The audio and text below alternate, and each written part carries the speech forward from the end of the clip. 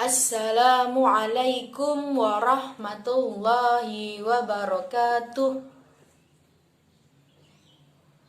Alhamdulillahirrabbilalamin. Kita dapat bertemu kembali dalam mata pelajaran pendidikan agama Islam yang diampu oleh saya.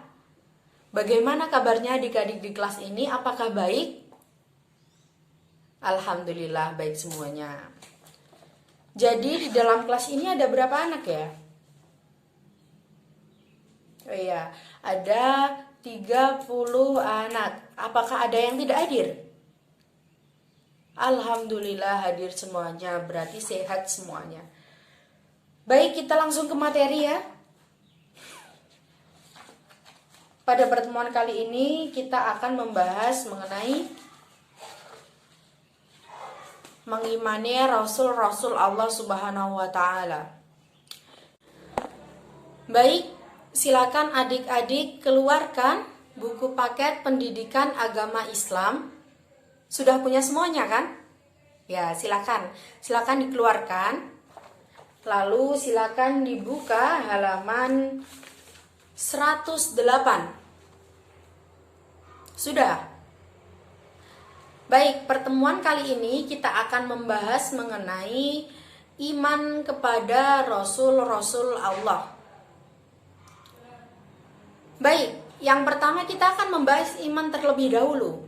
Jadi iman itu apa? Ada yang tahu? Silakan.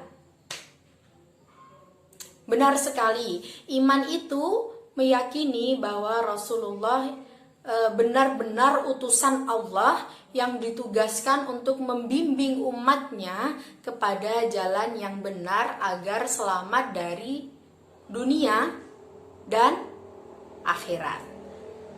Lalu, apakah ada yang tahu apa perbedaan Nabi dan Rasul? Tidak ada yang tahu? Baik, akan saya jelaskan. Jadi, Nabi adalah manusia pilihan yang diberikan wahyu oleh Allah Subhanahu wa Ta'ala untuk dirinya sendiri dan tidak mempunyai kewajiban untuk menyampaikan wahyu kepada umatnya. Itu Nabi. Jadi, wahyu untuk dirinya sendiri, tidak untuk disampaikan kepada umatnya. Sedangkan Rasul adalah manusia pilihan Allah yang diangkat sebagai utusan yang diberikan firman pada umat untuk menyampaikannya kepada umat manusia agar dijadikan pedoman hidup.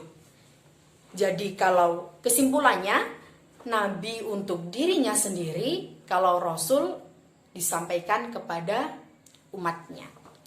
Untuk sekarang kita akan membahas mengenai Rasul. Lalu apakah ada dalil yang memerintahkan untuk percaya atau iman kepada Nabi? Ada. Silakan untuk Mbak Anissa dibacakan surah An-Nisa ayat 4, yaitu perintah beriman kepada Rasul Allah Subhanahu wa Ta'ala. Silakan.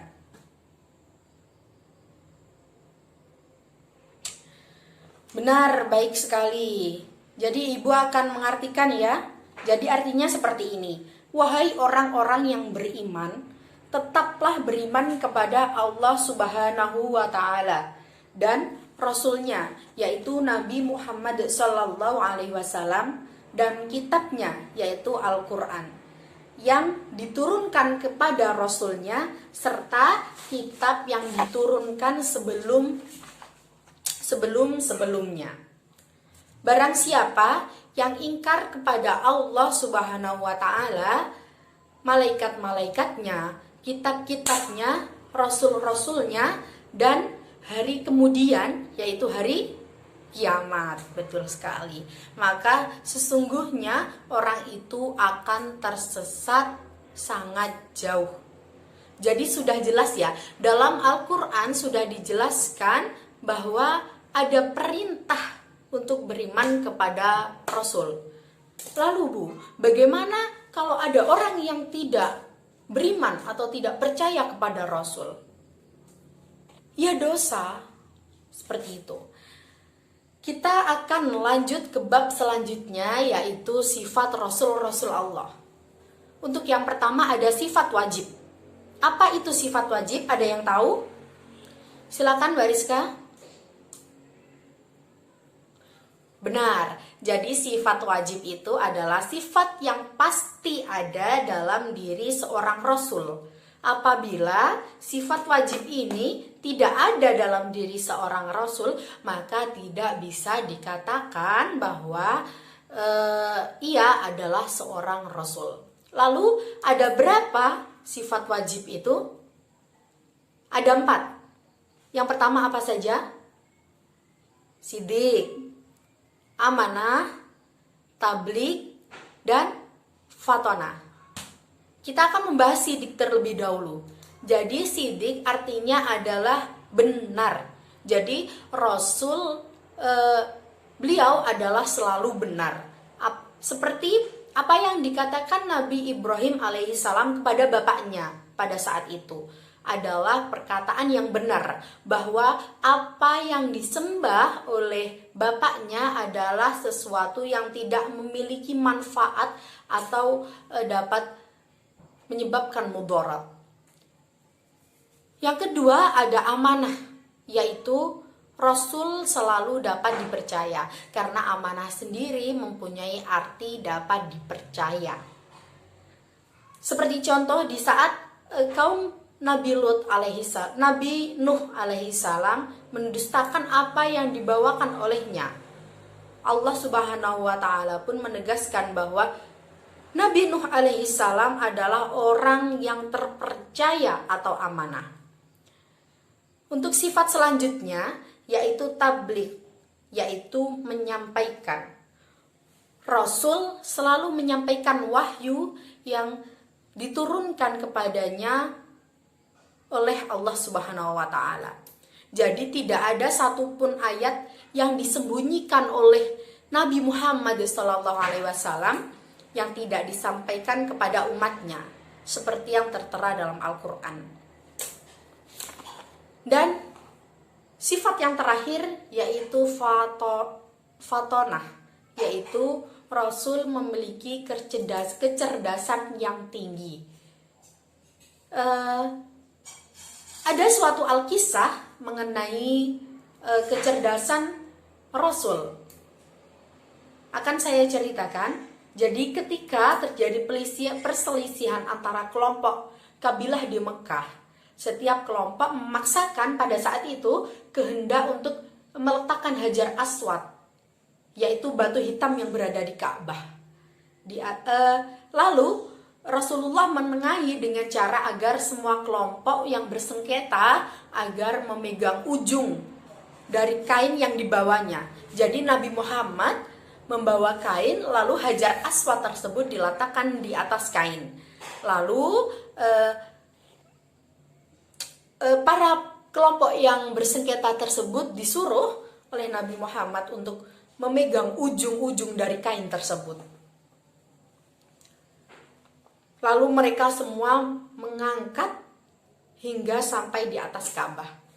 Benar, sungguh cerdas Rasulullah SAW.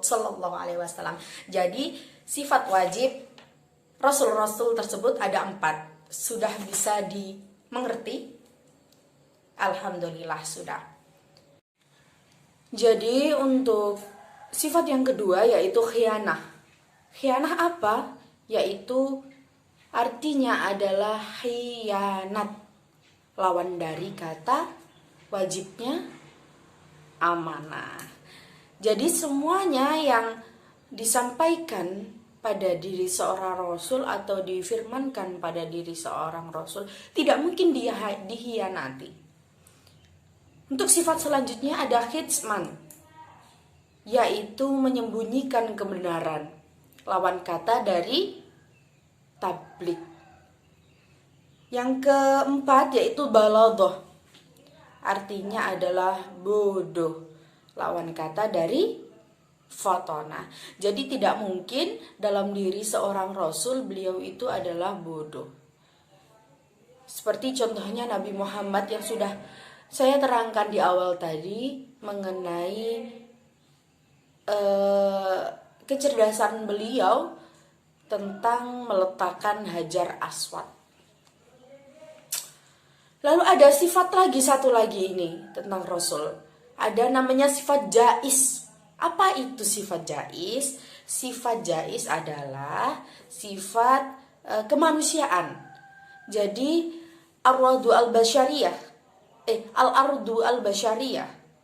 Artinya Rasul juga memiliki sifat sebagaimana manusia biasa, seperti lapar, mengantuk, tidur, sedih, senang, berkeluarga.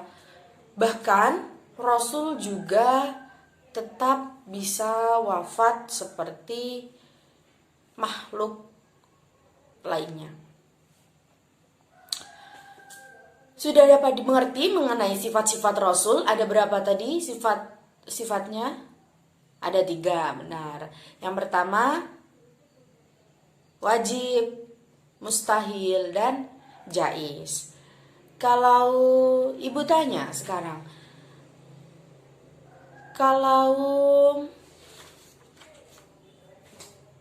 kizib, lawan kata dari sifat wajibnya apa? Sidik. Kalau khianah, lawannya amanah. Kalau khitsman, tablik, dan baladoh, fatona. Benar sekali. Baik, dari 3 sifat-sifat tadi sudah dapat dimengerti nggih? Baik, kita lanjut ke bab selanjutnya, yaitu tugas Rasul-Rasul Allah. Ada yang tahu apa saja sih tugas Rasul-Rasul Allah? Silakan Mbak Vika. Tugas Rasul-Rasul Allah 2 saja. Benar sekali. Jadi seperti yang ada di buku, silakan dibuka halaman 113. Di situ ada 6 poin. Ada menyampaikan risalah dari Allah. Jadi sesuai dengan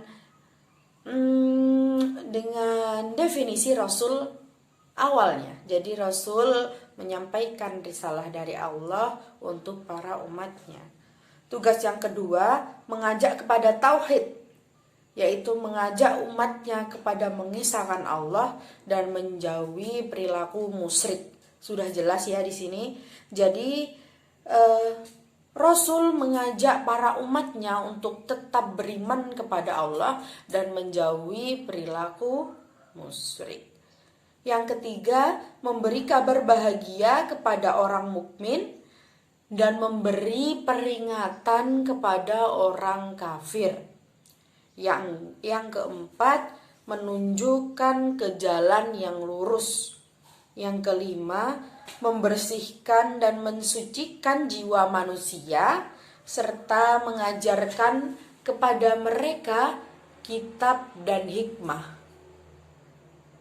Seperti dalil yang sudah dibacakan oleh Mbak Anissa tadi yang di awal. Jadi Allah Subhanahu wa taala menfirmankan agar percaya kepada kitab, pada malaikat, pada rasul, pada nabi, dan pada hari kemudian. Yang keenam, sebagai hujjah bagi manusia. Lanjut ke bab selanjutnya. Kita habiskan saja bab Rasul ini. Hikmah beriman kepada Rasul-Rasul Allah.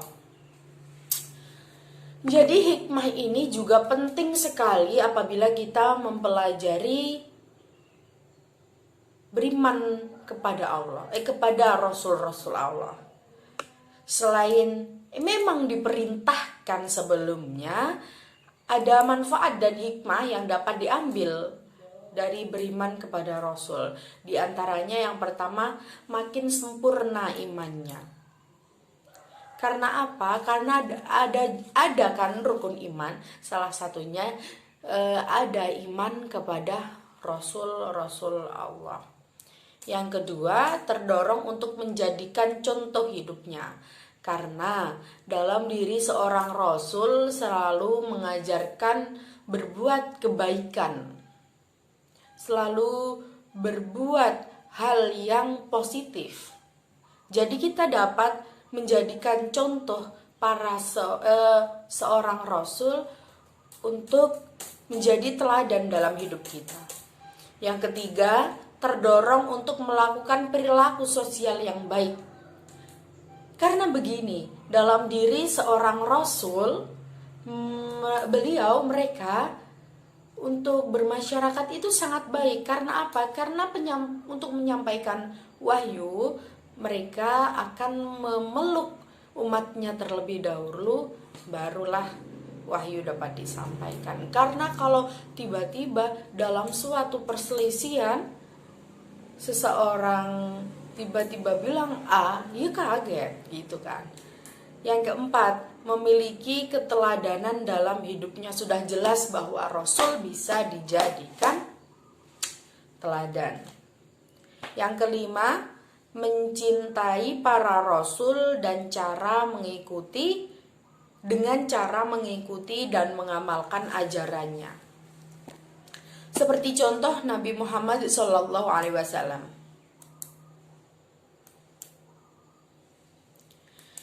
Kita diajarkan untuk berpuasa, kita diajarkan untuk sholat, kita diwajibkan untuk berpuasa Ramadan, kita diwajibkan untuk sholat, berbuat baik, dan lain sebagainya. Yang keenam, mengikuti hakikat dirinya bahwa ia diciptakan Allah Subhanahu wa Ta'ala untuk mengabdi pada firman-Nya. Maksudnya adalah mengetahui hakikatnya, kita semua harus menjadikan firman-Nya atau Al-Quran sebagai pedoman dalam hidup. Karena di dalam Al-Quran sudah tertera sekali dengan secara rinci bahwa amalan-amalan, poin-poin baik tentang Al-Quran itu sudah ada.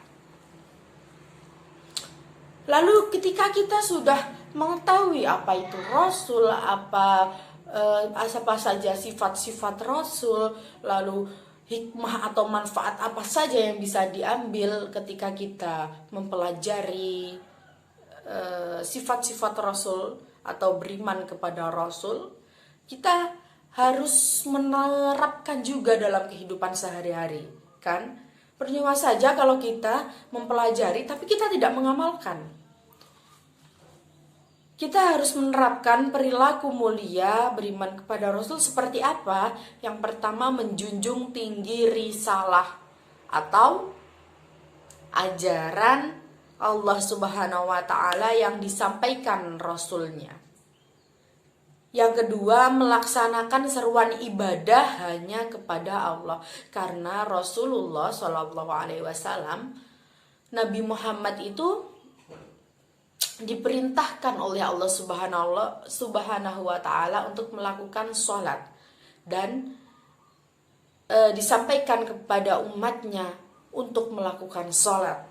Jadi melaksanakan seruan ibadah hanya untuk kepada Allah itu sudah jelas sekali. Yang ketiga, giat dan rajin bekerja mencari rezeki yang halal sesuai keahliannya. Orang-orang yang beriman kepada Rasul tidak akan menjadi orang-orang yang malas bekerja, duduk berpangku tangan, tidak mau berusaha sehingga hidupnya menjadi beban orang lain. Mereka menyadari bahwa kebutuhan diri sendiri jauh lebih terhormat daripada belas kasih orang lain. Seperti itu. Jadi, ketika kita sudah mempelajari semuanya, kita akan lebih giat dan rajin dalam bekerja, akan mencari rezeki yang halal. Yang keempat, selalu mengingat, memahami, dan berperilaku sesuai dengan tuntunan Rasulullah. Ini sudah jelas sekali, selalu mengingat, memahami, dan berperilaku sesuai dengan tuntutan Rasulullah. Karena pada hakikatnya Rasulullah adalah sebaik-baik manusia yang patut kita contoh. Dan yang terakhir, melakukan usaha agar kualitas hidupnya meningkat dan meningkat ke derajat yang lebih tinggi. Contohnya apa sih usaha-usaha agar kualitas hidupnya meningkat? Yang pertama, memelihara keimanan dan ketakwaan kepada Allah Subhanahu wa taala. Karena semua rizki datang dari Allah, semua iman datang dari Allah, kehidupan datang dari Allah. Jadi kita harus tetap meningkatkan keimanan dan ketakwaan kepada Allah Subhanahu wa taala. Yang kedua, memelihara dan meningkatkan kinerja jasmani dan rohani. Karena apa? Karena kalau jasmani dan rohani kita sehat, jasmani dan rohani kita aman, maka kita akan terus maju, maka kita akan tetap semangat dalam mencari rizki ataupun beribadah kepada Allah. Yang ketiga, meningkatkan ilmu pengetahuan yang bermanfaat. Misalnya, kita di kalangan masyarakat sebagai petani, maka kita akan meningkatkan pengetahuan tentang pertanian. Ketika kita berada pada lingkungan laut, kita akan meningkatkan pengetahuan kita kepada perikanan dan lain sebagainya. Dan ilmu-ilmu tersebut hendaknya digunakan bekal dalam beribadah dan usahanya yaitu agar mensejahterakan umat manusia. Apakah ada dalilnya, Bu? Ada. Apa? Yarfa'illahu alladzina amanu minkum walladzina utul ilma darajat wallahu bima ta'maluna khabir. Artinya, niscaya Allah Subhanahu wa taala akan mengangkat atau derajat orang-orang yang beriman di antaramu dan orang-orang yang diberi ilmu beberapa derajat. Dan Allah Subhanahu wa taala Maha teliti apa yang kamu kerjakan. Jadi apa yang kalian semua usahakan, apa yang kalian semua tingkatkan, tentunya akan ada imbal balik dari Allah Subhanahu wa taala. Jadi sudah dapat dimengerti ya, apa itu iman, apa itu nabi, apa itu rasul, apa dalilnya, apa saja sifat wajib, sifat mustahil, sifat jaiz, lalu tugas-tugas seorang rasul, hikmah beriman kepada rasul, dan yang terakhir baru saja dijelaskan, menerapkan perilaku mulia setelah mempelajari iman kepada Rasul. Sudah habis bab kita mengenai Rasul, beriman kepada Rasul-Rasul Allah. Selanjutnya, untuk pertemuan selanjutnya, Ibu akan memberikan tugas. Yang pertama, silakan dicatat. Sudah? Oke. Yang pertama, silakan resum atau ringkas materi yang sudah Ibu jelaskan dari awal sampai akhir pertemuan hari ini. Sudah?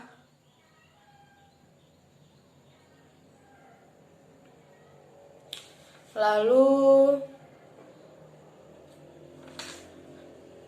tugas para seorang rasul adalah mengajarkan tauhid, mengajarkan cara beribadah. Loh, Ini nomor 2. Saya ulangi sekali lagi. Tugas para rasul adalah mengajarkan tauhid, mengajarkan cara beribadah, menjelaskan hukum-hukum Allah dan batasannya bagi manusia, dan memberi teladan kepada umatnya, memperbaiki jiwa manusia. Sudah? Dan yang terakhir adalah saya berikan 3 saja.